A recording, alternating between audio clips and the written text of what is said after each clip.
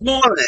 It's Monday, June 3rd, and I want to talk about the war in Israel. In my mind, this war has gone on much longer than it should have, and I believe staunchly in Israel's favor. But you must recognize the fact that the goal of destroying Hamas entirely has proved to be unrealistic.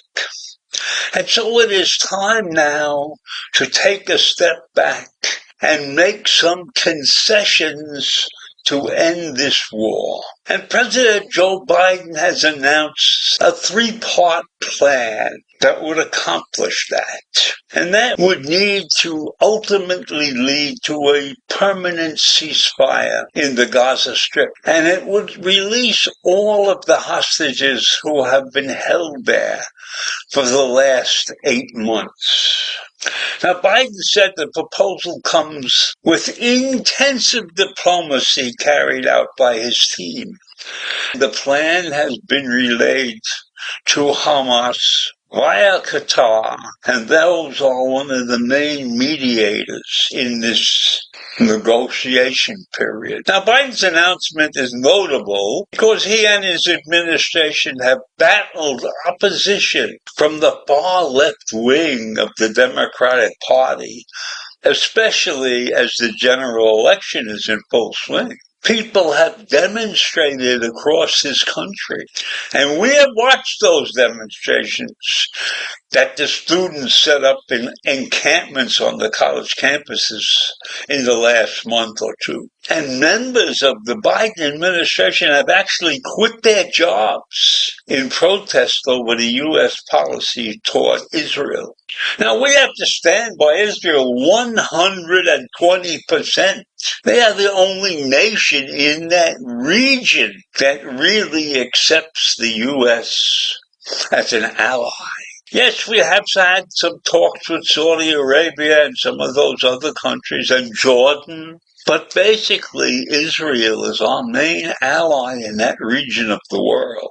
So we must stand with Israel. But the fact was that between Netanyahu and Biden, there was a huge space that had to be closed, because Netanyahu was firmly determined to destroy all of Hamas, even though that goal was somewhat unrealistic.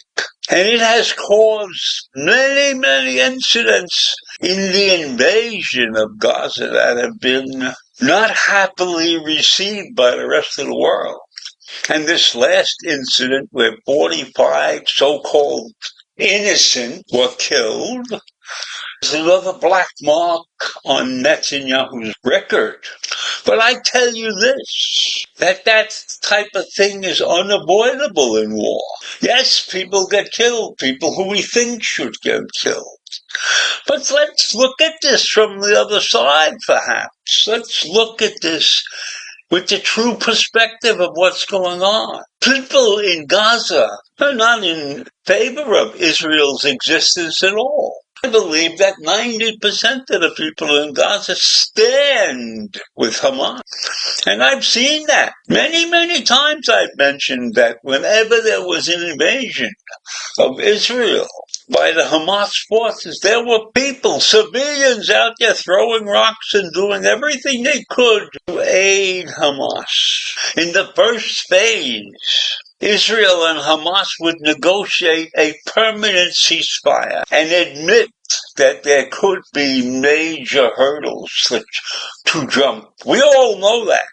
We know there have to be major hurdles in this particular situation. But the president also said that phase 2 wouldn't begin until all the agreements are reached.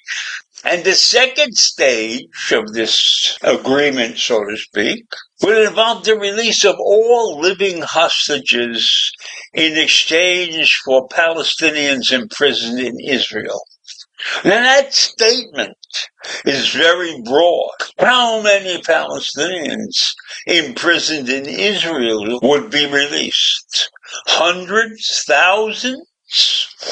And what would their deeds, what would their evil deeds be if they were imprisoned in Israel? Are these guys murderers? Are they thieves? What are they? Who among these Palestinian prisoners would be released? Certainly would bother me if some of them were murderers and some of them had killed women and children. I would not like to see those people released. But that's out of my realm. But I would expect that somebody should be looking at that. And of course, the final phase would be the start of a major reconstruction plan in Gaza and the return of the remains of all the deceased hostages to their families. And that might be shocking numbers. I'm not even sure that anybody categorically knows how many deceased hostages are being held by Hamas. In any event, Biden said he is urging the leadership in Israel to stand behind this deal. And many of the politicians in Israel are standing behind it. But there are several who are not behind it. Several who feel that they shouldn't give an inch. And of course, Netanyahu hasn't come out and declared 100% that he is with Biden on this deal. But his spokespersons have said that he has authorized an Israeli negotiating team to work on an outline that included the return of all the abductees and the elimination of Hamas's military and governmental capabilities. So this deal is very complicated, with many steps, and it will start with a 6-week peace agreement.